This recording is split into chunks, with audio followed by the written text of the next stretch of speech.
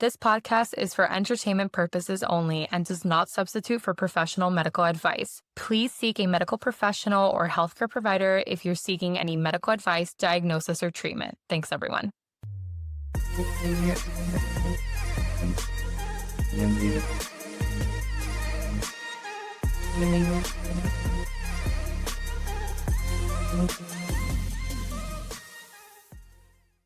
All right, welcome back to our episode. I'm Evie. I'm Julie. Sorry, I don't know why I looked at you. I'm like, I'm Evie. Look at me. Look at me. I'm Evie. Okay, welcome back to our episode. I'm Evie. I'm And Julie. this is our podcast, Study Medicine. And today we're going to be talking about, TDaP. yes, we're going to be talking, we have a series. Yeah. We have a series It's on going to be vaccines. just a little interrupted because Halloween, and it's just, let's give some lightheartedness where we can, Yeah. given the climate. So this is just a first installment. You'll see a trend is Yeah. what I mean. Yeah. Exactly. But TDaP today, we figured that we'd start this with like, what is TDaP? Because everybody just knows it as TDaP, and there's Yeah. several things Yeah. that it covers Exactly. in reality, and like the severities of it and stuff like that. So let's bring some knowledge into that. Yes. All right. So today we're going to cover TDaP. It stands Yeah. for tetanus, diphtheria, and pertussis. And all three diseases, tetanus, which is also known as lockjaw, diphtheria, which is the strangling angel, and pertussis, which is also known as whooping cough, are caused by bacteria that produce really powerful toxins, causing severe, often life-threatening illnesses. The vaccines DTaP and TDaP have made these diseases rare in vaccinated populations. They still pop up, but we don't see it as often anymore. All right, so first we're going to start off with tetanus, which is lockjaw, which I never want to have. Just do a TikTok search, not even Google, into this, and it is something straight out of a horror movie. Yeah. It's and horrible. We don't see it a lot here, Given but in California and things like that, it's actually the environment, Yeah. right? That we see tetanus in, but we do still see it in Florida all the time. Yeah. But it's not as often as in other places. Like I have friends that are attendings over there, and Yeah. they see it way more often, and Oh, boy. don't really see it all that often. yeah. So anyways, tetanus, also known as lockjaw disease. Tetanus comes from the bacterium Clostridium tetani. And sorry, I'm just like thinking to myself, it's not just lockjaw, because Yeah. as a medical student, I have a completely different picture. Yeah. Not lockjaw. I feel like lockjaw is, that Yeah. you can't move. Yeah. But This- the picture that I have in my brain It's the whole body. is the whole body like completely arched backwards. Exactly, which Yeah. is terrifying. It is terrifying. So that's why I'm Yeah. like saying this, but I'm like thinking about another picture. I know, it should have been named something different than lockjaw. Yeah. Because that's like kind of, because lockjaw That led. sounds mild to what it can actually lead to. But I guess they focused on it because then once your jaw locks, then you can't Yeah. really like, Yeah. So, oh boy. yeah. But anyways, so tetanus comes from the bacterium called Clostridium. It's found almost everywhere, but you can find it in soil, dust, even animal manure. The reason it's so tough to control is because the bacterium has spores. Let's jump a little bit into what a spore is. Think of a spore as a little capsule. And when the environment isn't good, like too much oxygen, not enough food, the bacteria wraps themselves in a rock-hard shell, and that's going to be that capsule.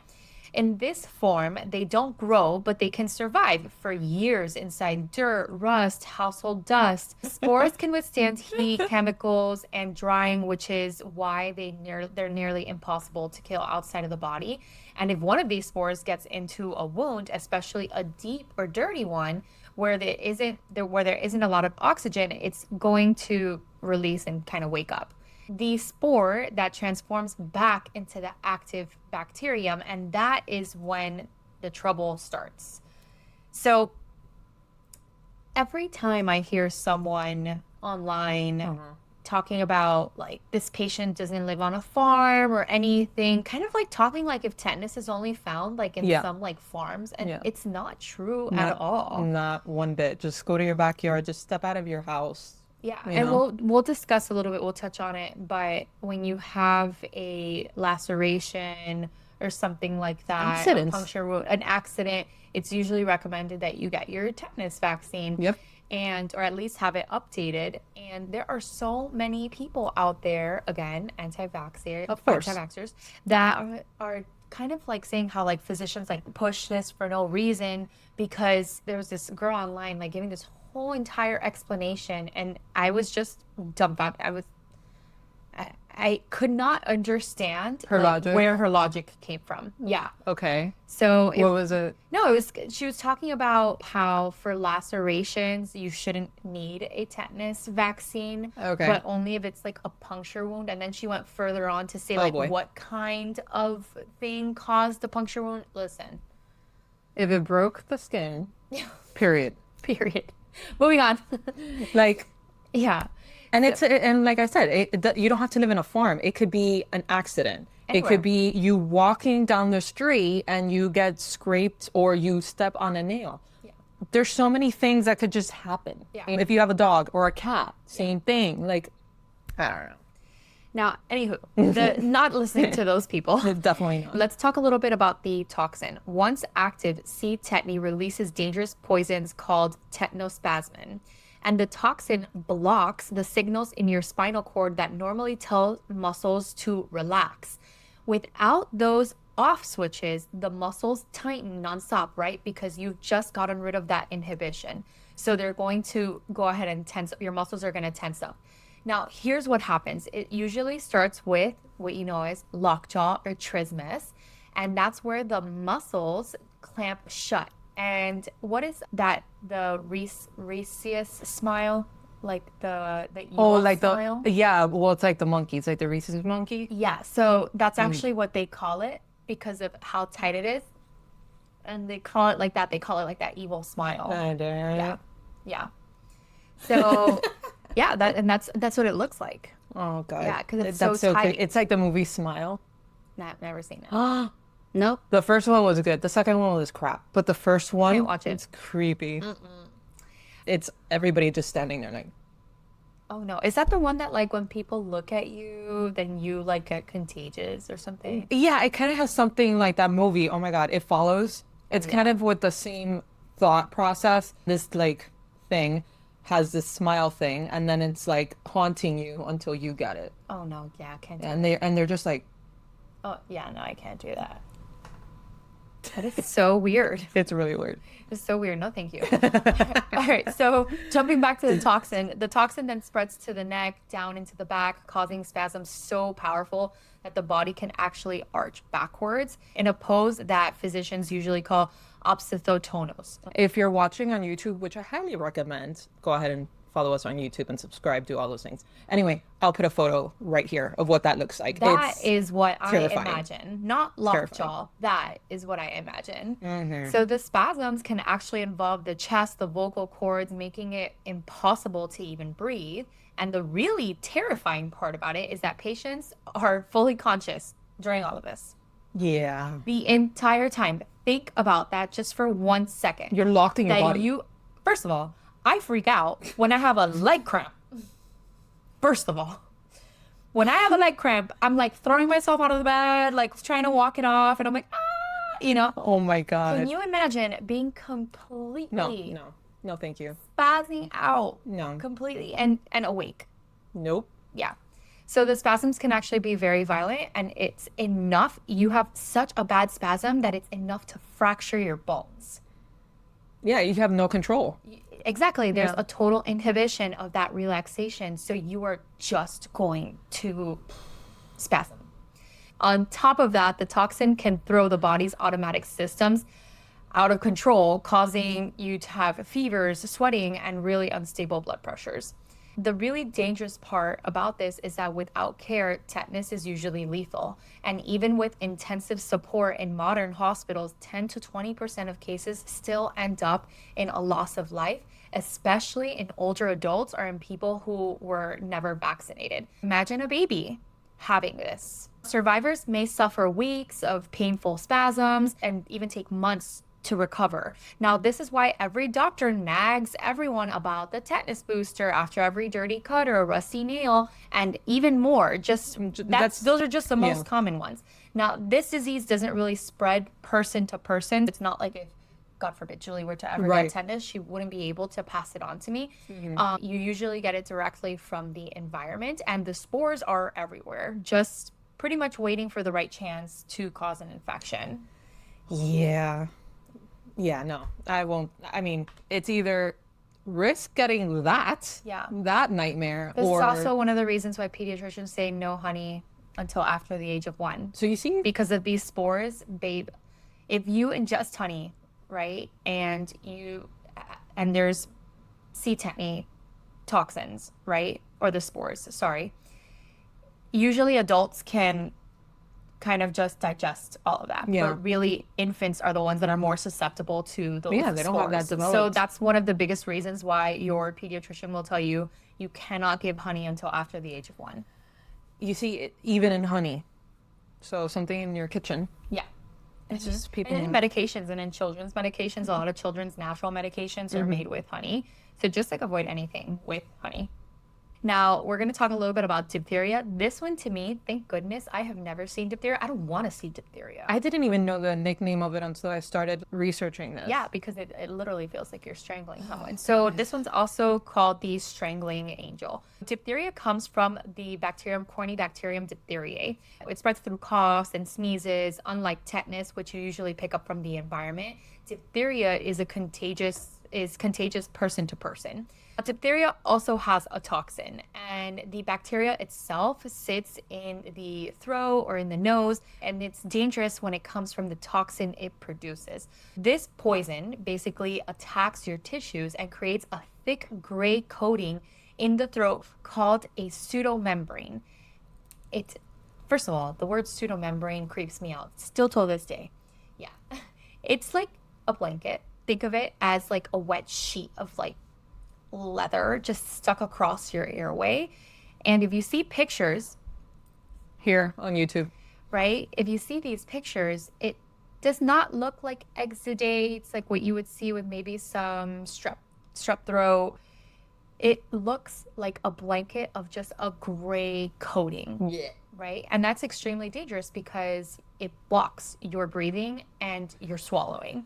So if a doctor tries to actually peel it away, let's just say it tries to peel away the pseudomembrane, right? I'm like dying just thinking about it. It can actually bleed a ton and grow back. It's very dangerous also and not easy to remove it. So of course, everyone would think, well, if it's a membrane, right? Yeah, you just want to peel it away. Negative. But it We doesn't might be really doing work worse. like that. Yeah. Ugh. Let's talk a little bit about beyond the throat. The toxin doesn't stop locally. Once it gets to the bloodstream, it travels and it can actually damage the heart, causing myocarditis, which is a dangerous inflammation of the heart muscle. It can also injure your nerves, leading to paralysis, and it can harm the kidneys. You can also have something called like a bull's neck, right? So it's just all this like cellulitis. It's a really terrible ENT infection. Diphtheria is a two-front attack. It chokes you from the outside and it poisons you from the inside. Without medical help, diphtheria ends in a loss of life in about 5 to 10% of cases overall in kids under the age of 5 and adults over the age of 40. And that number can really climb into 20%. Even today, in outbreaks in low vaccine areas, lives are still lost. Now, it's no wonders that it's once called the strangling angel of children, which is like terrible, right? It's horrible. That's awful. Horrible. That sounds so terrible. You. Pertussis. Every single time I read about pertussis, it just pisses me off because, well, I'll lead into that after. The 100-day cough. The 100-day cough, this does not even touch Right. what it actually looks like. Yeah. Okay. Just want to put that out there for everyone that's just like a little cough for 100 days. I always have a cough because that's another thing that people say. Yeah. We always have cough with viral infections. Sure. Okay. Now, pertussis, or whooping cough, comes from the bacterium Bordetella pertussis. It spreads through coughs and droplets and is incredibly contagious. Up to 80% of close contacts who aren't immune can catch it. The bacteria sticks to the lining of the airways and releases toxins that paralyze the cilia, the tiny hairs in your lungs that normally sweep out mucus and germs. Thank you, Julie. This is all I see every single time. All our professors. That's why. Like, I can't. Like, all our professors are like, any time that they taught us about cilia, they would do this. And it is true. This is what cilia does. Yeah. It goes back and then whoop, pushes mucus forward. Goes back, pushes mucus forward. And that is really important. Yeah. I don't think people understand how important that is, because if you don't have the cilia doing this, your congestion is just going to stay there. Okay? It won't sweep out anything. Nope. So the cilia is going to sweep out the mucus and the germs. Think of them like tiny, tiny, tiny, tiny hairs. Yeah, they're just doing that. little hairs. Yeah. And we have them everywhere. Everywhere. In our body, even in the fallopian tubes. That's how it pushes over the little eggs. Yep. You know? Yep. All right. With cilia out of commission, mucus builds up, and the body's only way to clear it is through coughing. Coughing is a natural reaction of the body to get something out. Now, let's jump into the stages. Yeah. This is usually really important when we talk about whooping cough, because there are different stages. Stage 1 is the catarrhal stage, and it looks like the common cold, runny nose, mild fever, maybe some body aches. Yeah. A regular cold. Yeah. You wouldn't have an idea that it's pertussis. Stage 2 is where these terrible coughing fits start, and this is called the paroxysmal stage. The coughing fits begin here.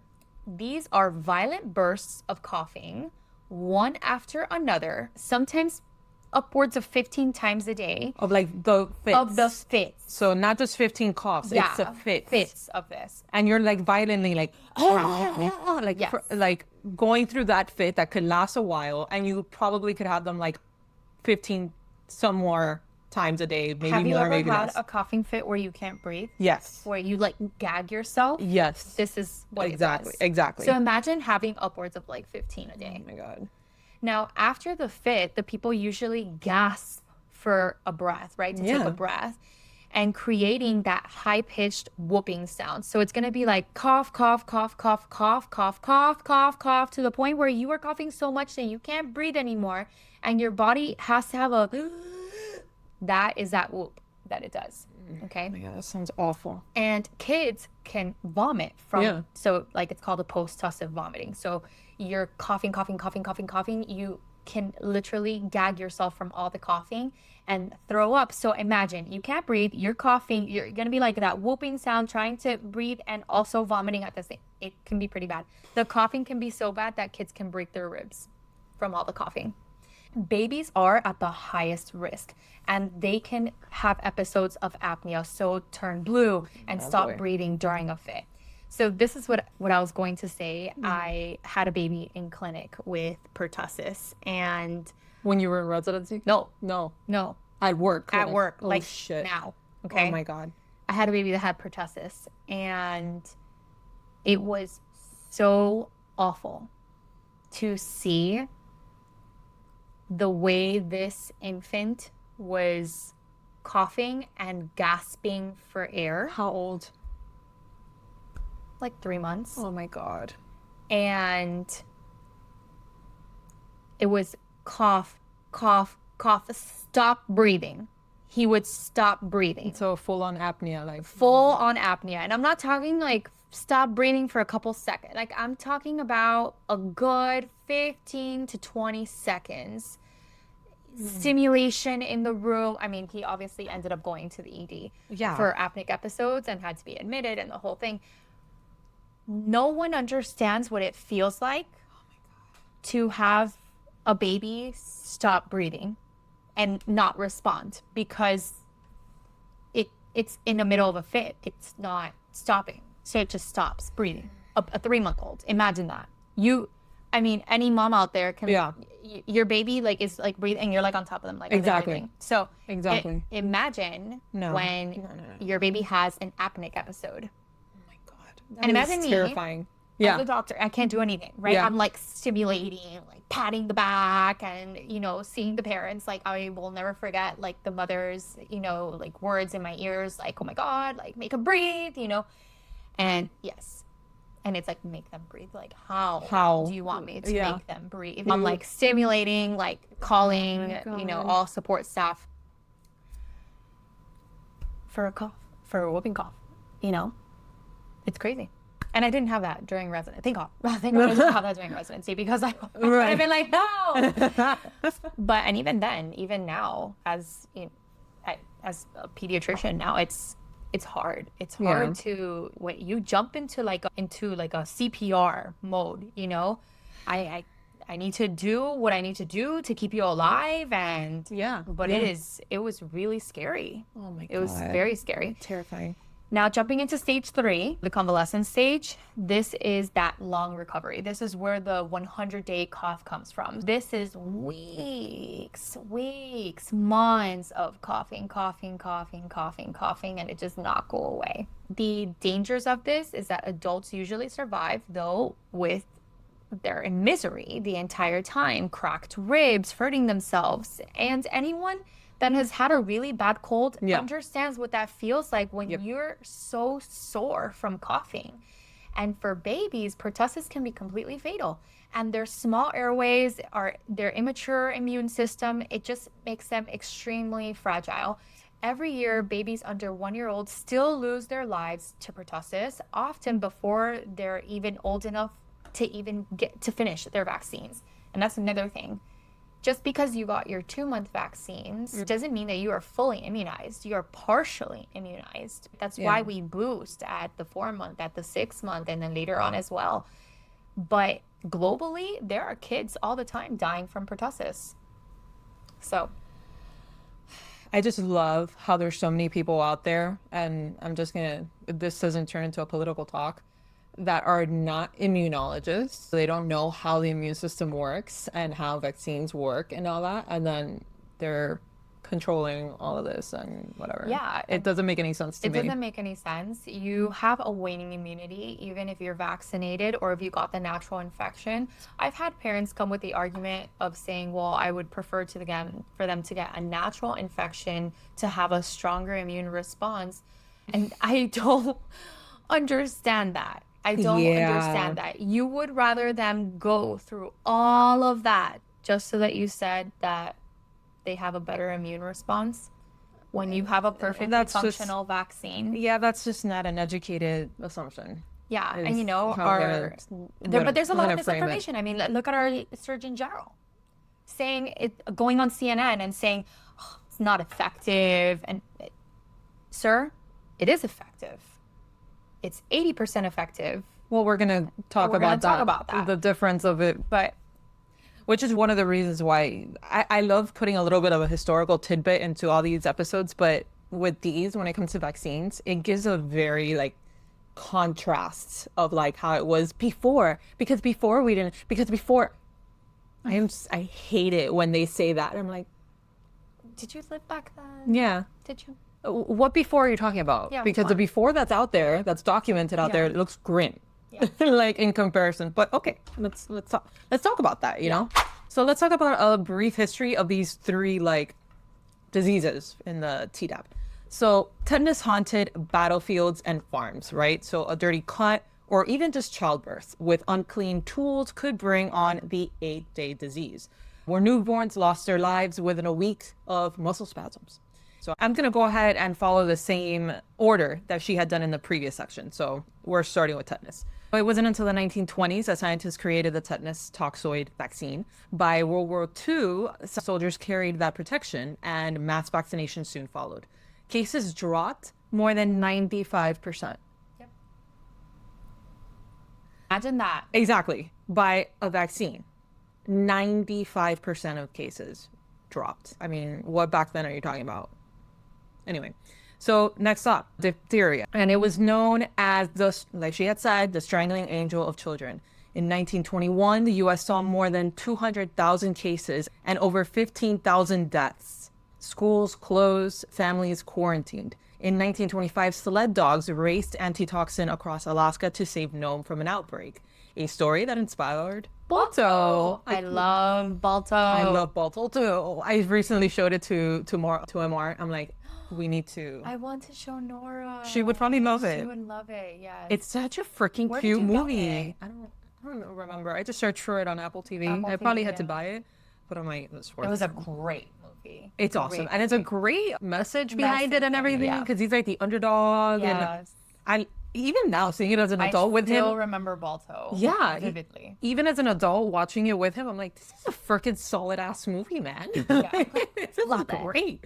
Anyway, so yeah, Balto. With vaccines in 1930s and 40s, diphtheria nearly disappeared in wealthy countries. And when vaccination collapsed after the Soviet Union fell, it came roaring back with 150,000 cases. So the communists, of course, ruining everything as always.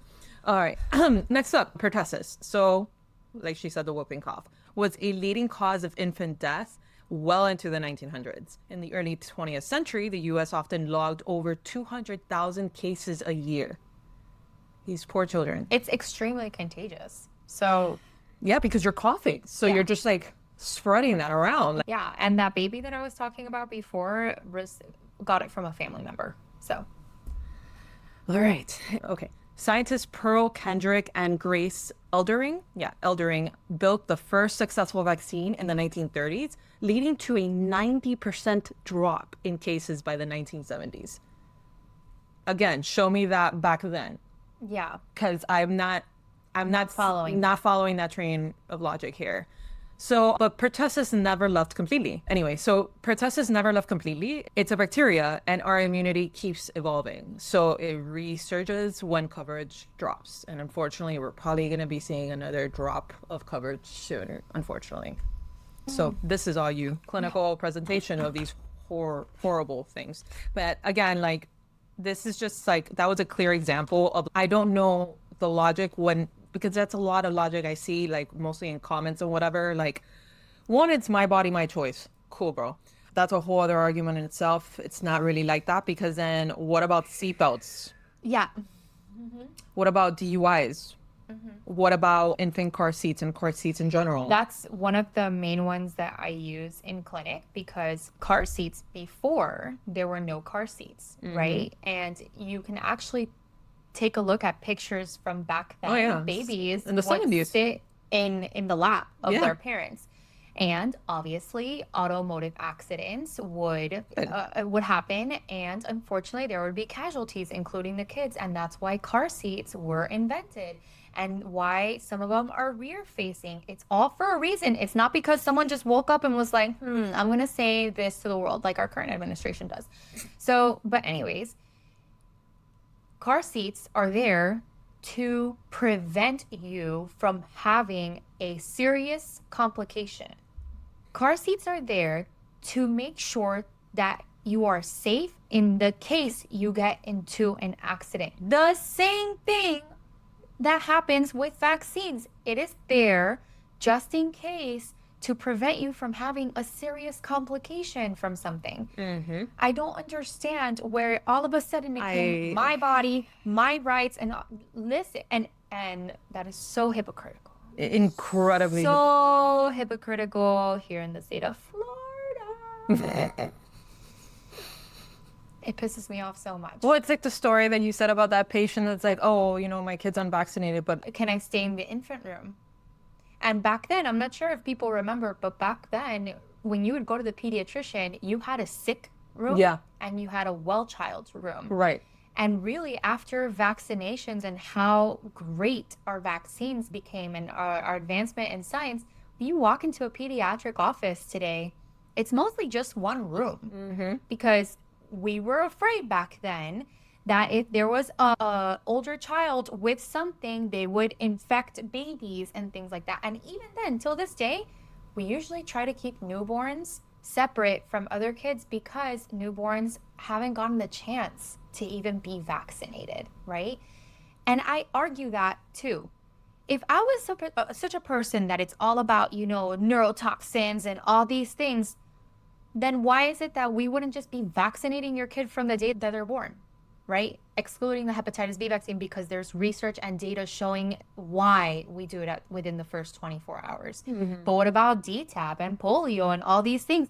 If I was so gung-ho about making money and giving you this neurotoxin and all these things, I would have been like putting it on you since the very beginning, but we don't, right? We have data showing that we should do this minimum 6 weeks of life. Even for the Hep B vaccine, there needs to be a certain weight that you need to meet. And it's just like, oh, doctors make money off of this. I'm like, Zero. I don't. Where? Where? In pediatrics? The lowest paid specialty? Excuse me? Yeah, no. Sorry, sir. No. It just makes no sense. It doesn't make any sense. And that's why I like showing this, and I hope you guys like seeing the stark difference between 95% of cases, okay? And then all these numbers, and as soon as like it was with diphtheria, as soon as the Soviet Union and all that happened, and then like vaccination rates dropped, there they came right back up. So it's like, guys, history is there. Like, let's learn from it. Yeah. I'm not understanding that other argument of like, because back then I'm like, babe, where? Where is the back then that you're talking about? Because this is the back then I'm saying. Yeah. We should learn from it. Okay. So clinical presentations, We're Doc. going to jump into clinical presentations and the effects. We're going to, again, start with tetanus. Clinically, the incubation is 3 to 21 days after you have that wound. You probably even forgot. Yeah, that you had this wound. Because I'm right? sorry, even bruises, the majority of bruises I have on my body, I have no idea where I got them from. So like a little cut or a little whatever, it's like, oh, maybe it was that. But 21 days later, Yeah, no. I have no idea what happened. And then after that incubation period is gone, you get the classic early signs of stiff jaw, neck, then the spasms across the body, the muscles arch, the back turns into this rigid curve, and the slightest noise can trigger a convulsion, okay? Now, victims stay fully conscious during the whole thing, which makes it terrifying. Without ICU care, many will lose their lives with chest muscle spasms causing fractures. Well, you can't breathe. Vocal cords will cease. No, you can't. You can't. Yeah. So that's and that's the whole entire scary part, is that you are in such a severe spasm that you can't even breathe. Right? The diaphragm. The diaphragm needs to relax, It's a muscle. contract, and relax and contract in order for you to take those breaths. If you are just fully contraction, then you're not going to be able to effectively breathe. Now, diphtheria, the incubation period is 2 to 5 days, and early symptoms will also mimic, kind of similar to other things, the sore throat, the mild fever. Again, all of these kind of have that beginning stage where, oh yeah, I kind of had like a cold, except for tetanus, but like a cold and a sore throat, and you're just like, this is just normal. And then they sneak up on you and attack. And now, I'm trying to, guys, this is funny medicine. This is how we talk about these things, okay? We're not being insensitive, but it's just like. Have you seen a doctor? He's an Dr. infectious. Dr. Pickle? No, I love Dr. Pickle too. I love Dr. Pickle too. No, he's from London. He's the infectious disease doctor, the gaming doctor. No, I have not seen him. And he's like an amazing infectious disease doctor. Yeah. But the way he explains the symptomatology, he's like, you just came back on a plane from Thailand, and you have a little cough, and you think it's gonna get over, but now it's been a month, and you're still having that cough. And then he's like, but inside you, there's a living worm. And he's like, and then you cough it out and you swallow it again. He's really funny. Oh God, yeah, I gotta see that. I love that humor. But anyways, all right. So diphtheria, the incubation period is 2 to 5 days. Early symptoms, again, like we said, is going to be the sore throat, the mild fever. You probably think it's just a normal cold, and then all of a sudden you open your mouth and you see something gray in the back of your throat. Vomitus. Yeah, and not just like a little speck, like a film, like a bio. So it's a membrane. That thick gray membrane forms over the tonsils and the throat, just coating the whole thing, just creeping up into your mouth, almost like the cordyceps. Like, remember from that Goosebumps. show? Yeah. Goosebumps. I'm just a goosebump right now. Yeah. And then attempting to remove the membrane can actually cause bleeding, and also this membrane can also suffocate kids slowly while their toxins just completely damage their heart and nerves. And then jumping into pertussis, because diphtheria wasn't scary enough, the incubation is 5 to 10 days. 5 to 10 days. So, you probably have it. Forgot it. You are contagious. Awesome. Going around everywhere. Okay. And it starts like a cold and morphs into those stages that we talked about, the coughing fits that are violently causing you to vomit, crack your ribs, fainting, sometimes even have seizures. Babies can actually have apneic episodes of turning blue, stopping to breathe. And then adults usually recover, but for infants, it can actually be fatal. And adults don't just recover. That can take someone out. The flu can take someone out. Of course. This can take someone out. And people don't think about that. But people do die from the flu every year. Oh, they do. Yes, absolutely. It's just, and we've had the most, I think I have to just fact check that, but I think this past year we had the highest flu rate deaths. Yeah. So now we're going to jump into diagnosis and care. In tetanus, the case for tetanus, no single lab test is there to really diagnose you. It's usually clinical. Doctors will really rely on the signs of lockjaw spasms and the history of a dirty wound. The care includes neutralizing the toxin with the immunoglobulin and wound cleaning, antibiotics, and really intensive support. Survivors still need a vaccination. Natural infection does not give immunity. And that's another thing that I want to drill into everyone's head, is that just because you are vaccinated does not mean that you are 100% clear. Yeah. That doesn't happen with a natural infection. That doesn't happen with a vaccination, which is an argument of people that don't vaccinate saying, I don't understand why everyone is stir crazy about, not vaccinating. Y'all are fine. You're vaccinated. It's us that are not vaccinated that are not safe. And I'm like, no, ma'am. No, ma'am. You are still putting a vaccinated person at risk. Yep. And then with the case of measles, check out our measles 1 and 2. It could wipe out your immune memory. Mm-hmm. So, yep. Now, survivors, again, will still need a vaccination. Again, natural infection does not give immunity. It will boost your immunity, but it does not give you a full immunity against it, or 100% immunity. Now, leading into diphtheria, it is suspected when a sore throat appears with the gray membrane. And cultures can confirm this, but doctors usually start an antitoxin and an antibiotic immediately. Yeah, because it's like, come on. Yeah, we're not going to wait, right? If we are highly suspicious, if I see that membrane, we need to start right now. And, sorry, okay. I may faint if I see that membrane. Yeah, and protecting the airway is really, it's critical. And sometimes a tracheostomy may be needed in really severe cases. For those of you that don't know what a tracheostomy is that they cut right into your trachea and they intubate you through there.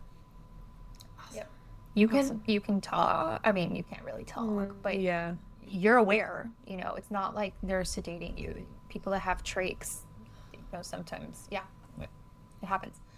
Now, pertussis, best caught early with a PCR swab from the nose. Antibiotics works in the first stage. Again, that first stage is really short, and a lot of people actually miss that stage. Yeah. And also, the antibiotics, once you have pertussis, you have pertussis. The antibiotics are not going to ease the disease, which is a really big confusion. The only thing that does is that it stops the spread, so you're not contagious anymore. But it doesn't have like anything for your actual to help lungs. you. Yeah, exactly. In that stage, at least. Yeah. So once the cough starts, antibiotics mainly stop the spread. Babies often need hospital care with oxygen, a lot of positive pressure ventilation, fluids, and monitoring for pauses in their breathing, basically that apnea that we talk about. Okay. It's just like this, hearing that, it makes me want to like it, doesn't it? Like this whole time I'm like, Yep. Anyway, why they still matter today, if it's not obvious enough by all the horrid things that could happen if you contract any of these things because you're not vaccinated, or the number of vaccination rates have dropped, all the things, right? So tetanus isn't contagious, like we said, like it's not person to person contagious, like whooping cough and whatnot, and diphtheria. So herd immunity doesn't help there, but it survives in soil everywhere. Okay, there's soil, It's probably there. And it's just waiting for a wound to touch it, you know? In the US, 30 to 40 cases are still reported each year, mostly in unvaccinated or older adults. Globally, neonatal tetanus remains an issue, causing thousands of infant deaths where births happen without clean tools or maternal vaccination. Now, in the case of diphtheria, it's rare, but outbreaks flare when vaccination rates drop. In 2017, Indonesia reported over 600 cases. Yemen saw outbreaks amid war. Worldwide, diphtheria still causes thousands of cases each year where coverage falters. It's not, I mean, and now the world is just smaller and smaller as technology advances and travel becomes easier and easier. It still exists. It's just really, I think we touched up on this on one of our previous episodes, even in war zones. Yeah. There's people that dedicate themselves to go into a war zone just to vaccinate. Exactly.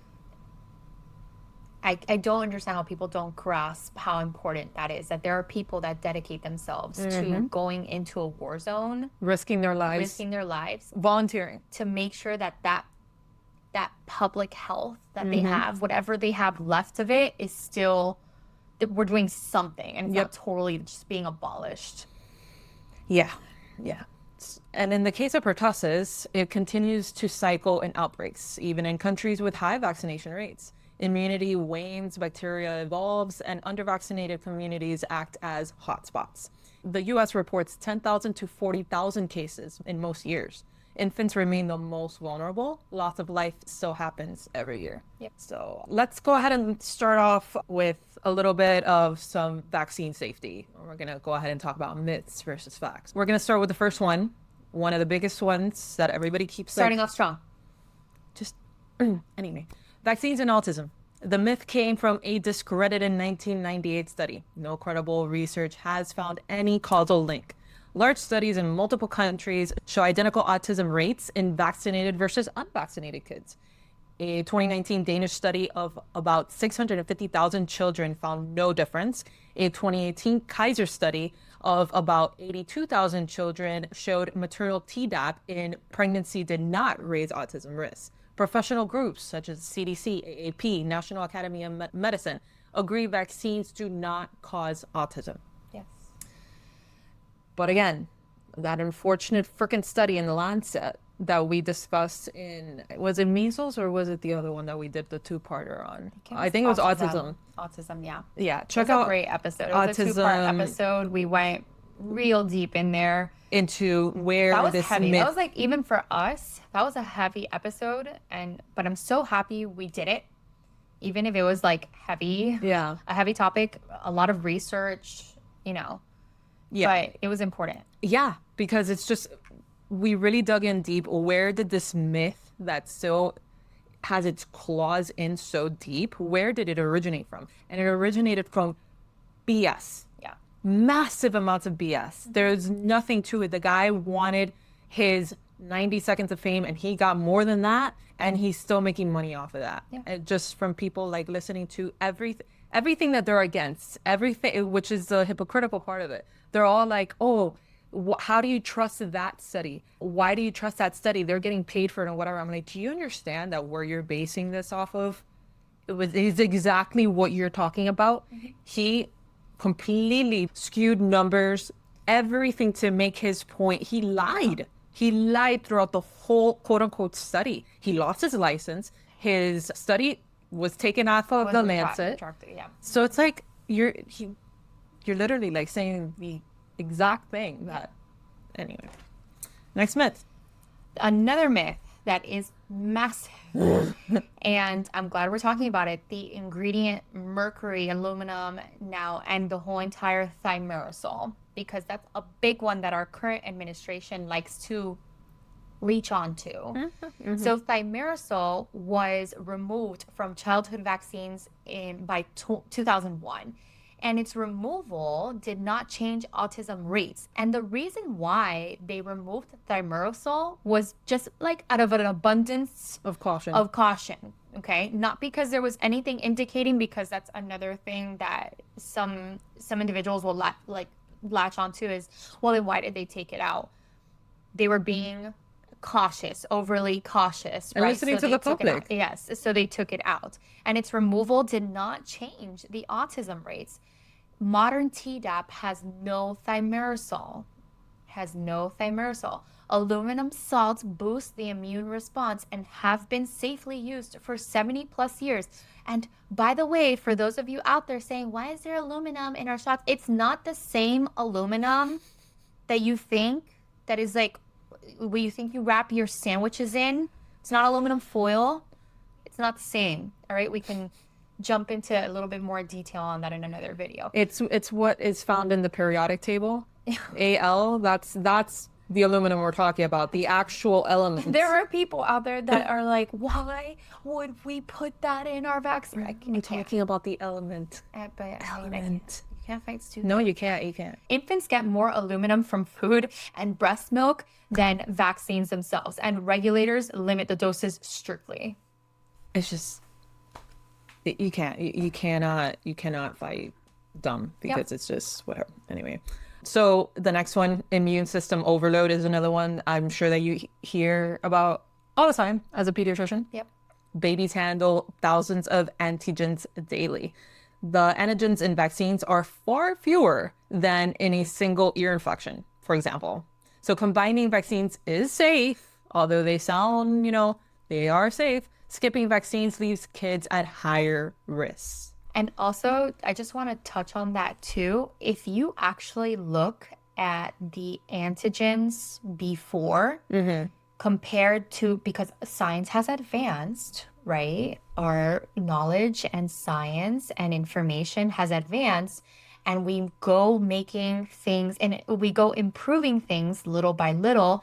And actually, because a lot of people will say, well, back then it was only like one thing and now we're overloading them with more things. Actually, the antigens were higher before, but because of modern medicine, we've actually been able to lower that number. So actually, it's actually not more, it's less. We're just doing it more effectively. And also by combining vaccines, all those ingredients that you're concerned about, for me it doesn't make sense logically, because when you're combining that means that you're using less of those ingredients that have no link to anything, but it's less, obviously, because you are combining those vaccines. So I do not understand that logic either. So yes, modern medicine has advanced. Our vaccines are more effective, which means that we're not, overwhelming our immune system. We're actually more effective. And by combining them, that totally eliminates your whole entire argument of that all these ingredients and things like that. Serious reactions. The old whole cell pertussis vaccines sometimes caused fevers and febrile seizures in the 1970s and 80s. Again, febrile seizures, not the vaccine caused seizures. Sometimes the vaccine, because of your immune response, would cause a fever, and obviously kids less than 5 years of age are more prone to febrile seizures. That's why we saw a spike in febrile seizures, but these were rare and temporary. Modern acellular vaccines are safer with fewer side effects. And today's vaccines may rarely cause a fever, which again is an immune response. When you give a vaccine, you're creating antibodies, you're creating an immune reaction. Having a fever is expected, yes. Might not happen, but if you do, that is expected. That doesn't mean that you have a bad reaction. The other thing that you can see more than likely is just injection site redness. Febrile seizures are uncommon and do not cause brain damage. Again, febrile seizures. I'm specifically talking about febrile seizures are uncommon and they don't cause brain damage. Anaphylaxis occurs in about 1 per million doses. But you can have anaphylaxis with the peanut butter sandwich that you ate. That you probably eat every single day. So it's far less of a risk than the actual disease. Yeah. Next one is the chronic illness concerns. There are case claims about diabetes or, here we go, the mitochondrial what is it? Challenges. Challenges. In this case, regression. I don't know. There's so many freaking terms to it these days, but mitochondrial. Doesn't exist. Right. And they obviously have not held up. The polling case in 2008 involved a rare mitochondrial disorder, not proof of general harm. Reviews showed no link between vaccines and chronic illness. Infections themselves can worsen underlying conditions. Preventing infection actually would help. Yeah, exactly. And evidence versus reality. Experience shows vaccines are far safer than skipping them. And outbreaks of measles, pertussis, and diphtheria show the dangers when the coverage drops. And we've seen it. Yes. Yes. For measles, we hadn't had any reported deaths in a decade. I put it up in our stories and whatnot, and I think you must have seen it. There was recently, I think it was like last week or so. Today we're recording September 20th. A kid passed from measles SSP. Yeah, that was very unfortunate. But he had already survived the acute sickness as an infant because he wasn't able to. He got it before 12 months of age, so he didn't have his vaccine yet. It's really unfortunate, but it's a example that because it happened years later. Yep. It's an example that this can come back in a really, really scary and horrid way. Yeah. And not expecting it, right? Right. And he lost his life from a post-infection, a post-acute illness complication. Check out our episodes and he was a toddler. Yeah. Measles 1 and 2, we talk about that SSPE and how years down the line after your initial infection with measles, it can come back. Something else can happen, such as that, and some Very other scary things. because you don't know Yep. who's gonna have that, or There's no when way it's of gonna like happen. predicting it. Yeah. Vaccine ingredients are tested and monitored more strictly than most drugs. The rare issues are identified quickly. TDaP and DTaP have improved their time with safer acellular versions replacing the older ones. And again, like I mentioned just a couple of minutes ago, our science is advancing and we make changes because we learn more. It's just incredible to me to think that people, it's like, but again, it's all a misinformation out there. Yeah. So Yeah. now conclusion, you don't want lockjaw. You don't want some pseudomembrane, some gray pseudomembrane of diphtheria in your throat. You definitely don't want to be gasping for air or fracture a rib from coughing from the 100-day cough if you survive it, okay? And, these diseases still exist and return when vaccination falls, which is why we are so scared. And I'm pissed that people don't take this more seriously. Yeah. To me, I feel like giving everyone in the community just like a general lecture on all these diseases. But there's some people that are so like set in they're their just ways so of thinking, and they're not even refuse. open No, they're to not accepting any other information at all. Exactly. They don't even hear it. Yep. And the science is clear. These vaccines are safe, they're effective, and they are extremely important. Keeping up to date on your TDaP is the best way to protect yourself and your family and your community. And there was something very, very important that I read on Instagram. I can't remember the person that posted it, but it's so true. Public health only works when the public Helps each other. when the public participates. Exactly. Yeah. And that to me, it was like screaming to me like, wow, like it does. That's Yeah. So again, public health only works if the public participates. So get your vaccines, people. Yeah, I hope you learned something new today. I understand, like, if you're not in the science, medical world or whatever, the vaccination schedule and like the list of vaccines are kind of hard to understand. Like TDaP, as it's just said colloquially and it's listed and whatnot, is very like, what the heck is TDaP? Like, whatever, if you're not in that world.